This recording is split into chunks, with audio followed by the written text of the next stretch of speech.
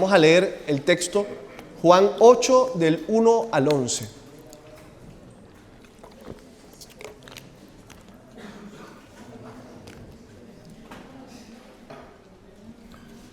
¿Lo tenemos? Sí.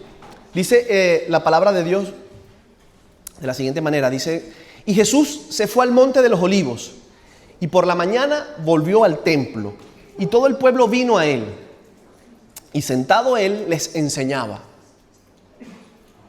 En esa época, eso se cambió después, cambió un poco el tema, pero los maestros enseñaban sentados. Interesante, ¿no? Hay personas que me han criticado, José Gabriel, tienes que pararte. Un momento, yo predico como Jesús, sentado. ¿Ok? No es que me duelan las piernas ni que esté cansado. Yo sigo a mi maestro. No, mentira, no lo hacía por eso, pero sí es interesante, ¿no? Lo que enseña la palabra. Dice, entonces los escribas y los fariseos le trajeron una mujer sorprendida en adulterio. Y poniéndola en medio, le dijeron, maestro, esta mujer ha sido sorprendida en el acto mismo de adulterio. Versículo 5 dice, y en la ley nos mandó Moisés a apedrear a tales mujeres. Interesante, ¿no? Tú pues, ¿qué dices? Tal tono. Versículo 6, más esto decían tentándole para poder acusarle. Y como insistieron en preguntarle, se enderezó y les dijo, el que de vosotros esté sin pecado, sea el primero en arrojar la piedra contra ella. ¿Qué creen que pasó? Imagínense que en este momento hagamos esa pregunta. Álvaro, ponte aquí, apedremos a Álvaro, que no nos puso el aire acondicionado durante un año y nos puso a pasar calor y frío.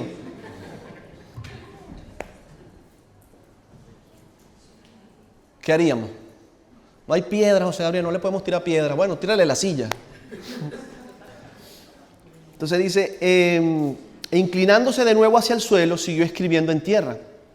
Versículo 9. Pero ellos, al oír esto, acusados por su conciencia, salían uno a uno, comenzando desde los más viejos hasta los postreros. Y quedó solo Jesús y la mujer que estaba en medio. Enderezándose Jesús y no viendo a nadie, sino a la mujer, le dijo, mujer, ¿dónde están los que te acusaban? Ninguno te condenó. Ella dijo, ninguno, Señor. Entonces Jesús le dijo, ni yo te condeno. Vete y no peques más. Lo vuelvo a leer. Ni yo te condeno. No José Gabriel, Jesús. Ni yo te condeno. Vete y no peques más. Quiero comenzar este mensaje haciéndote una pregunta. Me encanta hacer preguntas. ¿A quién le gusta hacer preguntas? Quiero que pienses por un momento en esa última persona que de alguna manera te hizo perder la paciencia. Si aquí hay parejas, porque hay parejas, no queremos codazos, ¿vale? Por favor, vamos a controlarnos. 0 codazos. No. Eso no. ¿Quién fue esa última persona que tú dices, casi se me va la olla o se me fue la olla con esta persona, se me fue la cabeza con esta persona por lo que me hizo? ¿Quién fue? No lo diga. No diga porque no queremos problemas aquí. Ya Dayana había volteado a ver a Álvaro. No es el momento. ¿Quién fue? ¿Tu pareja? ¿Un hijo? ¿Tu sobrino? ¿Un compañero de trabajo puede ser? ¿El jefe? El jefe me hizo perder la paciencia. El hermanito de la iglesia.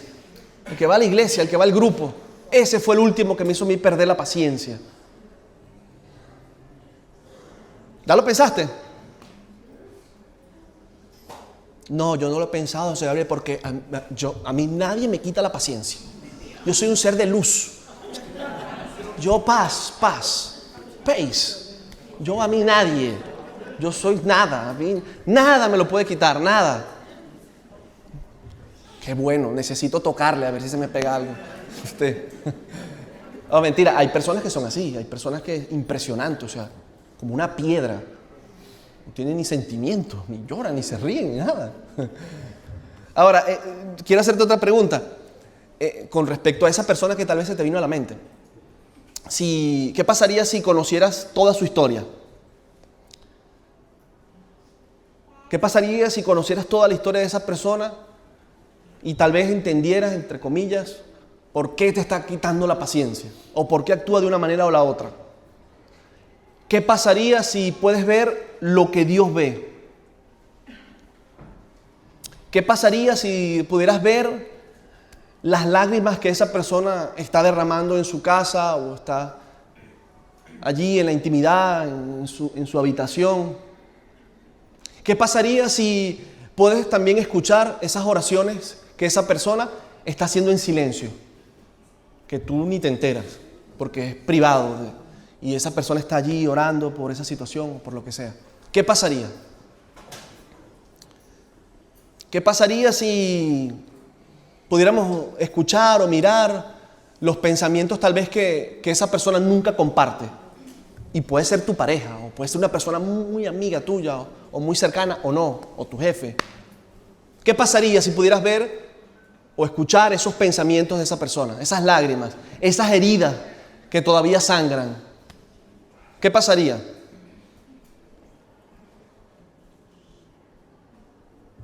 Quedamos en silencio otra vez, ¿no? Qué diferente cuando preguntábamos, ¿cuál fue la última persona que te sacó la paciencia?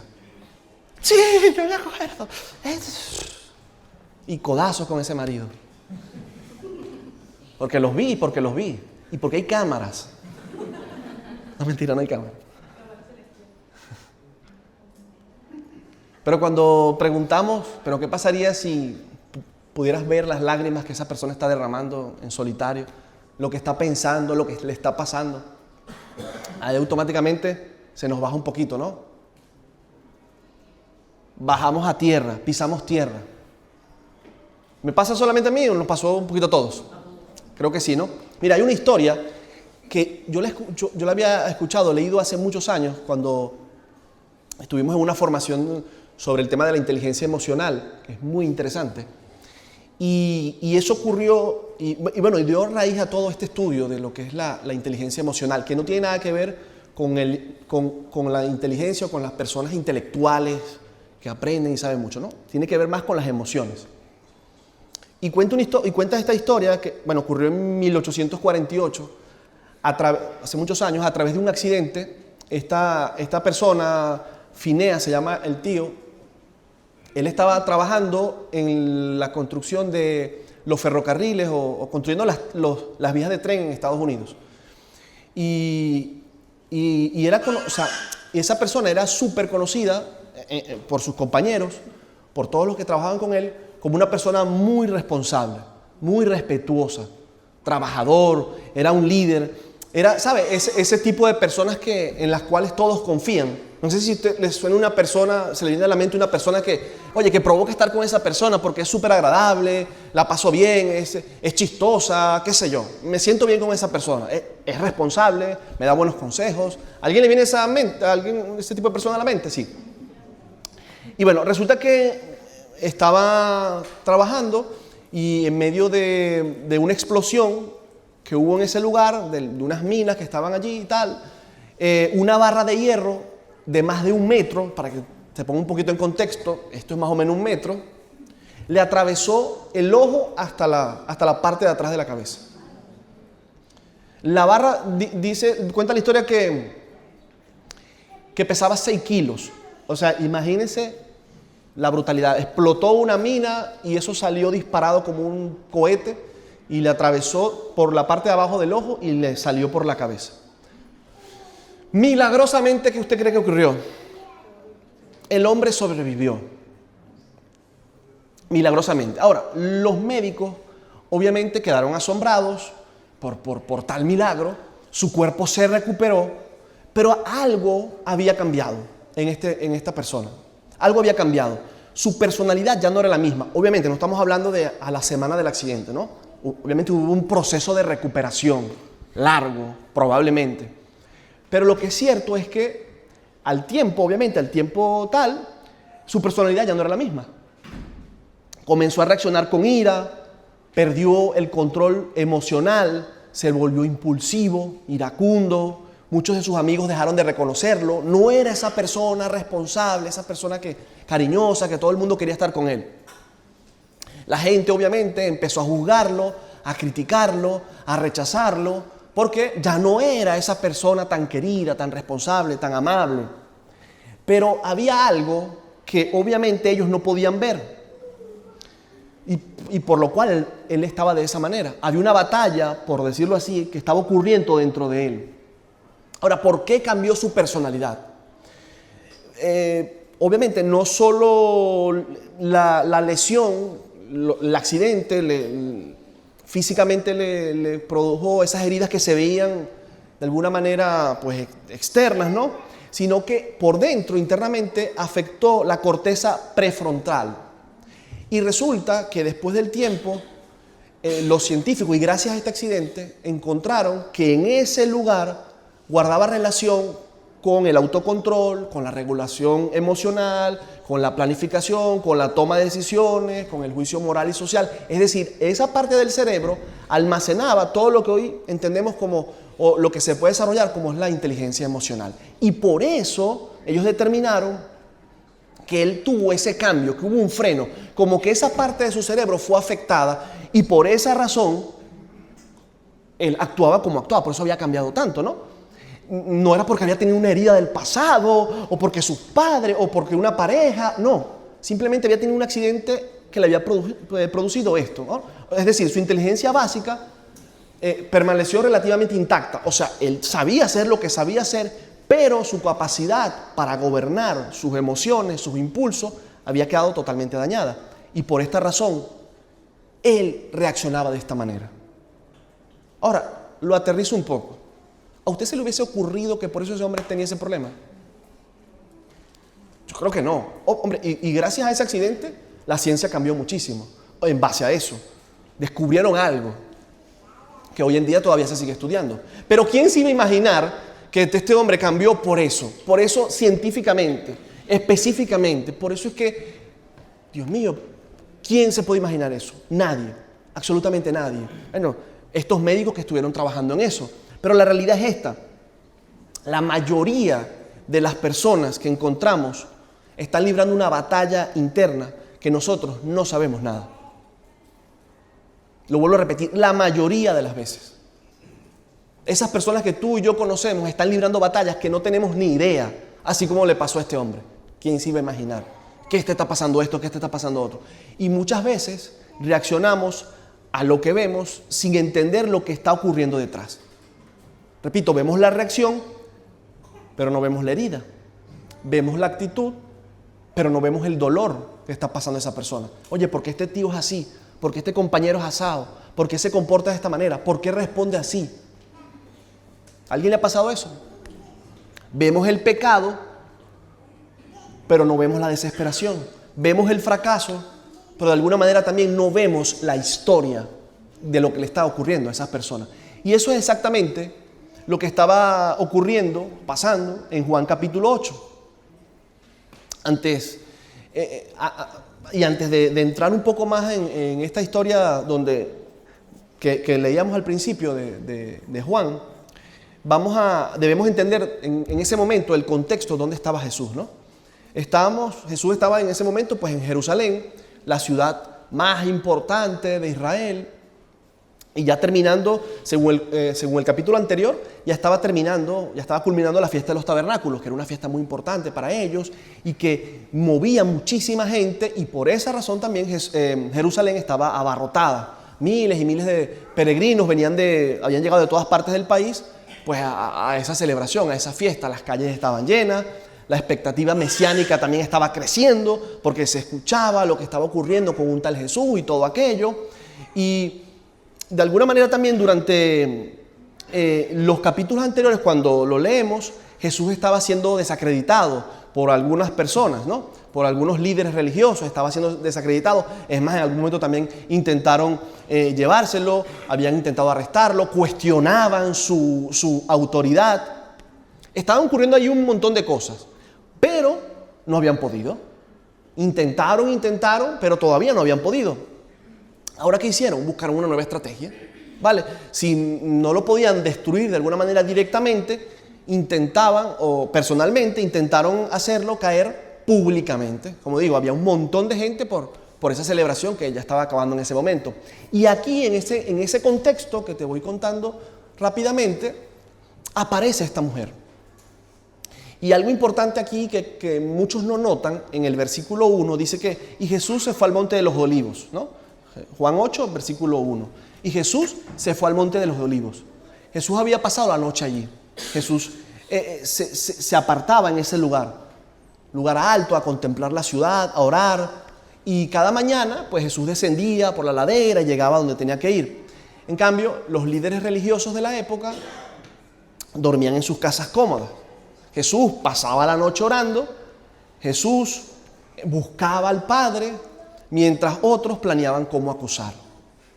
Y después de una noche, pues, de oración, llega ahí al templo y allí comienza esa confrontación. Yo cuando leía esto, a mí me venía a mi mente cómo hay personas que buscan intencionalmente de Dios, están buscando de Dios porque quieren hacer cambios en sus vidas, porque quieren avanzar, porque quieren caminar, porque quieren hacer las cosas mejor. Pero también hay otros que por alguna razón se están destruyendo ellos mismos, pero también buscan destruir a otros, de diferentes maneras. Y esto yo lo veo así, sencillito. Como unos dicen, yo busco de Dios, yo voy a buscar, y otros lo contrario, yo voy a buscar para ver cómo me destruyo y cómo destruyo, inconscientemente. Unos están muy enfocados y otros están totalmente desenfocados, perdidos totalmente. ¿A alguien le ha pasado algo así? Ahora, como decía, llega la escena. Imagínense la escena. Es temprano, la gente comienza a reunirse, Jesús está allí enseñando, sentadito, las personas están escuchando atentamente y de repente se escucha un ruido. Se escucha un ruido, gritos, movimientos, un montón de escribas y grupos de escribas y de fariseos. Allí aparecen, traen una mujer, no llega voluntariamente, la arrastrarán, la empujarán, la colocan allí en el medio de ese montón de gente. Por favor, póngase allí en el contexto. En el centro, la ponen allí expuesta, humillada, convirtiendo todo eso en un espectáculo, ¿no? Y entonces dicen, maestro, esta mujer ha sido sorprendida en el acto mismo de adulterio. Juan 8:4. Y hablamos 3 verdades rápidamente que nos muestra este texto, ¿no? Y esta primera verdad, y creo que a todos seguramente en algún momento nos ha tocado la puerta esta verdad, es muchísimo más fácil juzgar una historia que no conoces. Es mucho más fácil, ¿no? Qué fácil es juzgar cuando yo no tengo ni idea de lo que está pasando. Ahora, aquí, en medio de esta historia, hay algo sospechoso. Porque según la ley de Moisés, que era muy clara, decía en Deuteronomios 22:22, tanto el hombre como la mujer deberían ser juzgados. Entonces surge una pregunta, ¿dónde está el hombre? ¿Por qué solamente la llevan a ella? ¿Por qué? ¿Por qué? ¿Por qué solamente la llevas a ella? Y la respuesta es muy sencillita. Porque realmente ellos nunca estuvieron interesados en la justicia. Ahí no había ninguna razón de querer hacer justicia porque violaron la ley. Mentira. Y eso yo creo que nos habla a todos nosotros. A veces hacemos cosas que creemos que es por la justicia y detrás de eso lo que hay es orgullo. Lo que hay es falta de perdón. No, yo lo estoy haciendo es por ayudar a Pedro y a María. ¿Seguro es la real intención por la cual tú estás haciendo eso? ¿Seguro es por la justicia? Y aquí se nota claramente que nunca estuvieron interesados en ninguna justicia, porque hubiesen cumplido la ley como Dios manda, como mandaba, mejor dicho. Llévalos los dos. Lo que realmente estaban interesados era en usar a una persona para lograr su objetivo. Y como digo, la mujer no era una persona para ellos.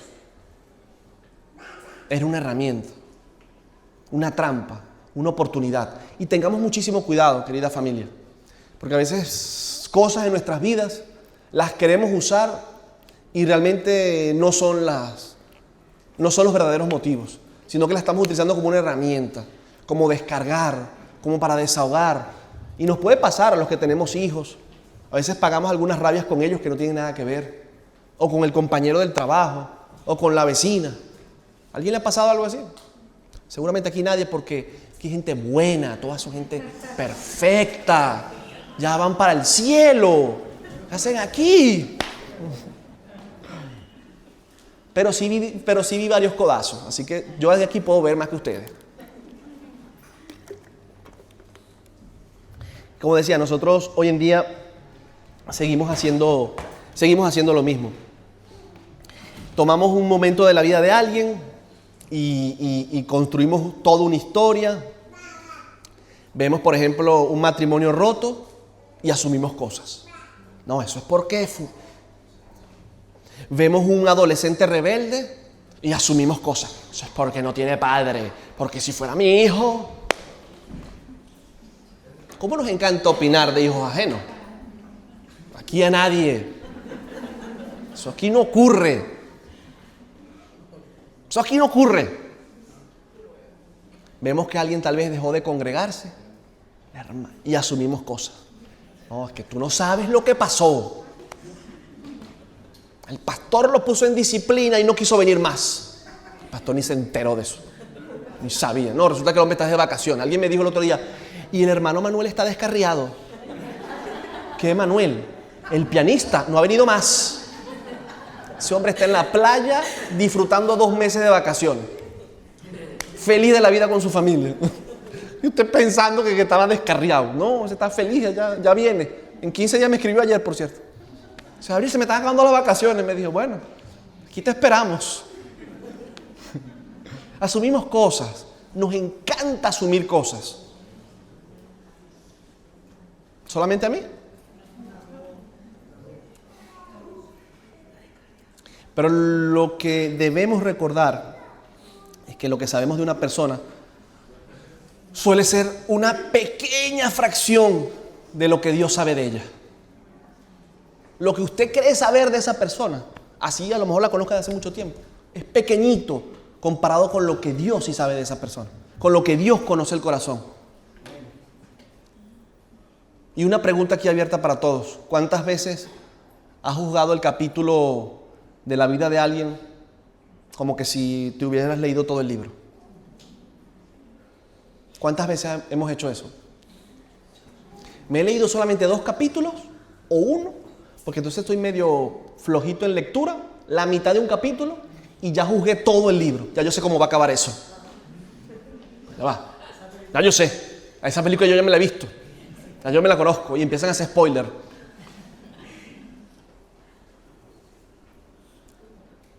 Pero yo le doy gracias a Dios porque nosotros vemos acciones, pero Dios ve historias. Dios conoce corazones. Amén. Mire, la segunda verdad. Jesús ve lo que los demás no ven. Todos están mirando el pecado. Jesús estaba mirando el corazón.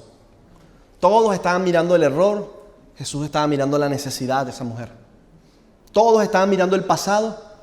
Jesús estaba mirando el futuro. Por favor, si ya tú le entregaste ese pasado a Dios, si ya tú te arrepentiste de ese pasado, deja ese pasado. El pasado pasó. Enfócate en el futuro brillante que Jesús tiene para ti. Amén. Amén. ¿Usted le puede dar un aplauso al Señor?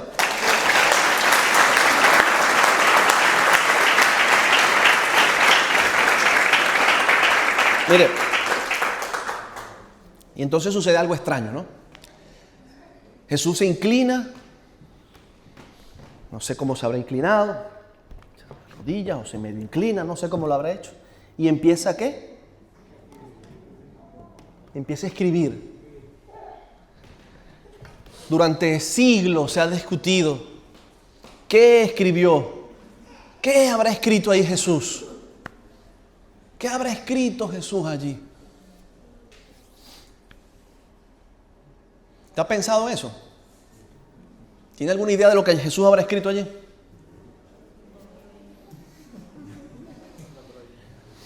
¿Qué? Sí. La Biblia obviamente no lo dice.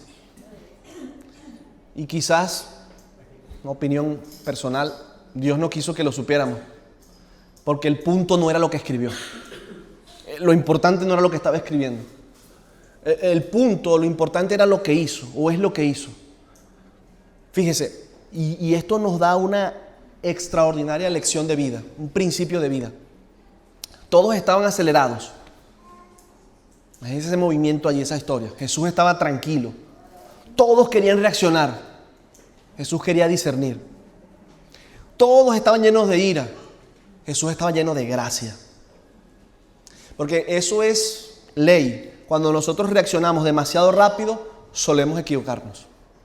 Nos cuesta detenernos a pensar. Y la madurez espiritual que Dios quiere que nosotros tengamos no se demuestra por la velocidad con que hablas. No se demuestra por el montón de Biblia que sepas. No, se demuestra más bien por la profundidad con la que tú te detienes y entiendes. Amén. Somos muy rápidos para hablar, pero nos cuesta escuchar, nos cuesta detenernos.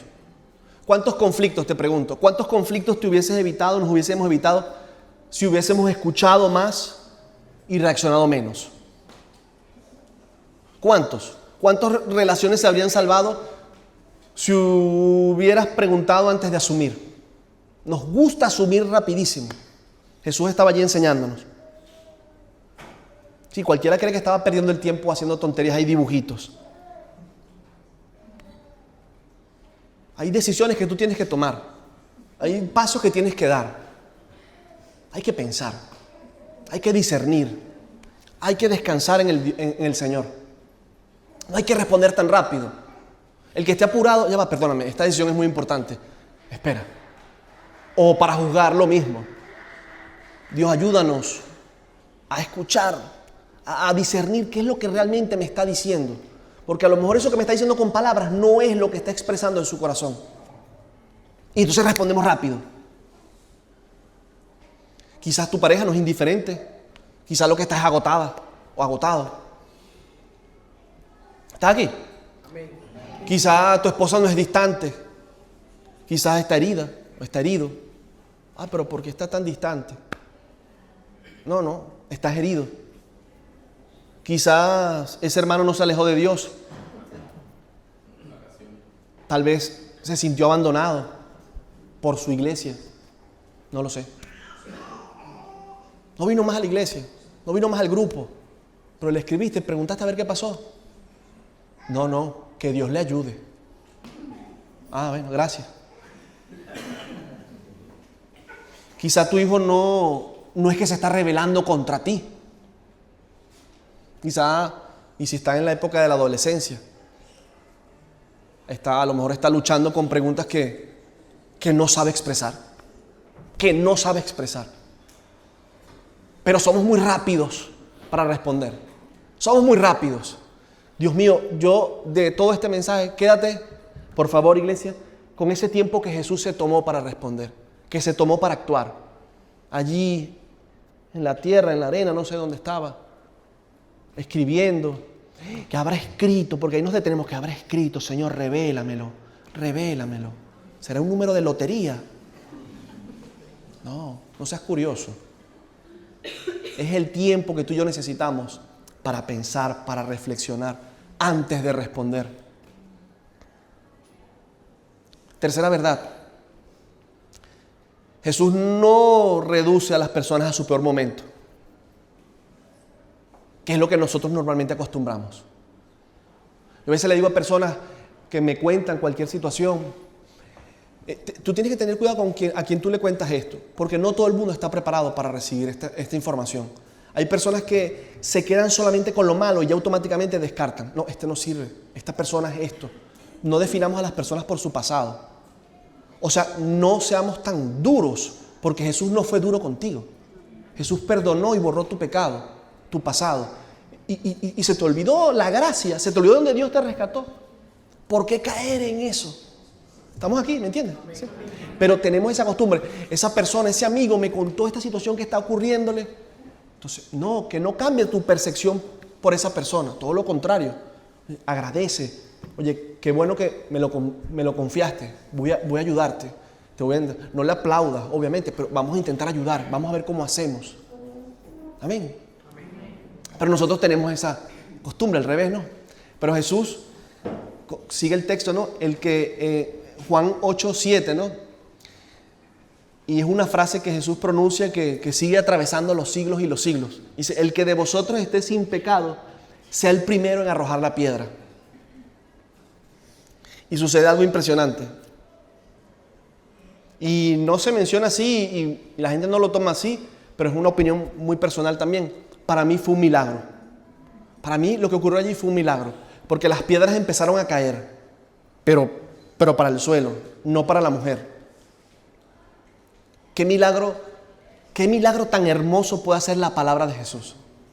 Qué milagro tan hermoso puede hacer Dios en tu vida. Yo te animo a que te vuelvas a poner en el contexto. O sea, estamos hablando ahí de muchísimas personas que iban con ira a apedrear a esta persona, a esta mujer. Y que una enseñanza, una palabra de Jesús que sigue hoy atravesando y que nos encanta mencionar mucho. El que esté libre de pecados, que arroje la primera piedra. Todos allí fuimos confrontados, todos allí fuimos tocados y hoy en día volvemos a hacerlo. Es un milagro maravilloso que puede hacer solamente la palabra de Dios, que es la que convence de juicio y de pecado, su Espíritu Santo. Usted y yo, aquí creo que nadie es apellido Santo, ¿no? ¿Alguien aquí tiene complejo de Espíritu Santo? Yo tampoco. Es el Espíritu Santo que lo hace. Es el Espíritu Santo que lo hace. Amén. Sucede algo impresionante. Poco a poco todos se van. Dice el texto, desde el más viejo. Habla desde el mayor porque seguramente los que más tenían experiencia. Dijeron, claro, yo tampoco puedo hacer. Yo también he pasado por muchas cosas. Y me encanta la palabra de Jesús. Me encanta cómo una palabra de Jesús, como decía, tiene el poder de transformar una vida. Hoy hablábamos del discipulado eso. Nos encanta y es una maravilla los milagros de Jesús creativos, que se levanta una persona de una silla de ruedas y camina. ¡Wow! Es una bendición.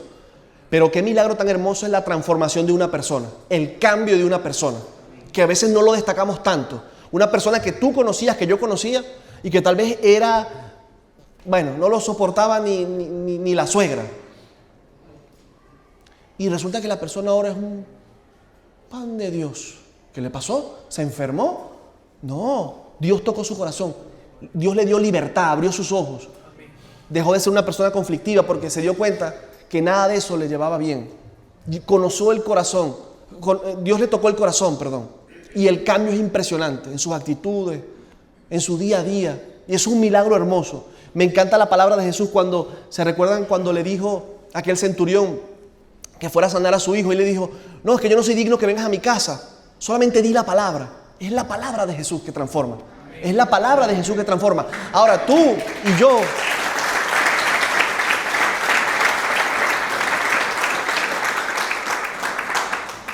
yo, tenemos que estar dispuestos. Tú y yo tenemos que estar dispuestos a que esa palabra de Jesús toque y transforme nuestros corazones. Porque estamos llenos de orgullo, porque estamos llenos de maldad, porque hay cosas que tenemos que aún sacar, porque nos cuesta perdonar. ¿Solamente a mí?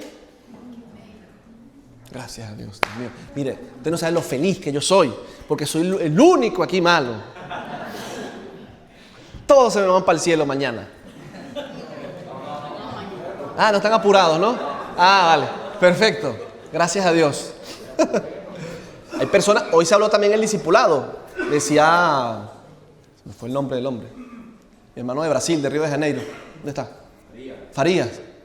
Farías decía que él tenía miedo a la muerte, pero cuando conoció del Señor y de la vida eterna, que aquí en la tierra vamos a estar. ¿Cuál es tu esperanza de vida, Daniel? ¿120 años? No creo, tú no. Anarela menos, aguantándote a ti, pero 100 años vamos a estar aquí en la tierra. 120, yo no sé, 90. La eternidad es lo que nos da esperanza. Que vamos a estar allí en el cielo con el Señor. Y como decía, volvemos a nuestra historia. Poco a poco, todos se fueron yendo. Imagínate el silencio. En 10 minutos antes, no sé qué tiempo antes, había un montón de gente, un escándalo allí. Venían a apedrear a una mujer por adúltera, por pecadora, por mala. El escándalo allí, la bulla, el ruido. Y poco a poco, la gente se fue marchando y encontramos allí uno de los cuadros más hermosos del Evangelio. Silencio en ese momento total. Y la única persona perfecta de la escena es la única que decide no condenarla. Jesús, el único perfecto, decide no condenarla. Y aquí vemos el Evangelio en una escena, ¿no? Jesús no minimizó el pecado, porque Jesús no se la lleva con el pecado. Díganme a eso. No dice, todo está bien. Tranquila, todo está bien, levántate. No pasa nada. No. No dice tampoco, no importa lo que hiciste. No dice tampoco, eres inocente. Pero tampoco la aplasta. Pero tampoco la apedrea. Pero tampoco la condena. No la destruye, no la humilla. No la cancela. Nosotros sí en algún momento nos encanta humillar, cancelar. ¿Sí o no? Le dice, ni yo te condeno. Ni yo te condeno. Eso es gracia. Eso es gracia. Gracia. La gracia de Jesús, un regalo. Y luego añade, vete y no peques más. Vete y no peques más. Verdad. Gracia y verdad. Porque Jesús, querida iglesia, está lleno de ambas cosas. Gracia para restaurar y verdad para transformar. Y es lo que usted y yo necesitamos todos los días. Y que podamos compartirlo. Gracia y verdad. Gracias para restaurar, para ayudar, para levantar. Y esa verdad que solamente nos da la palabra para transformar. Y para terminar, quiero invitar a los chicos de alabanza. La pregunta que el Espíritu Santo siento que nos hace hoy, y perdona si es un poquito fuerte, ¿con quién te identificas? ¿Con quién te identificas hoy? ¿Con la mujer? Con la mujer cargando culpa, cargando vergüenza, cargando secretos, fracasos, tal vez errores que todavía te persiguen. ¿Con quién te identificas? ¿O con los fariseos? ¿Te identificas con los fariseos? Llevando piedras, juicios, críticas, resentimiento.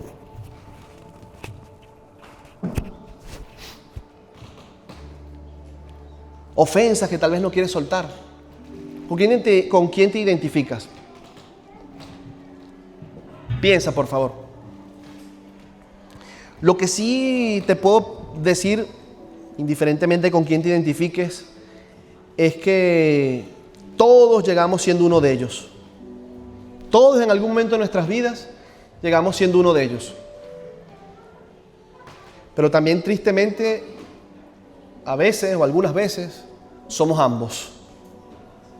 Venimos con vergüenza, con errores, y también eso nos hace criticar, señalar, humillar, opinar. Por eso es que más que nunca necesitamos gracia para nosotros. Gracia para nosotros. Y misericordia para otros.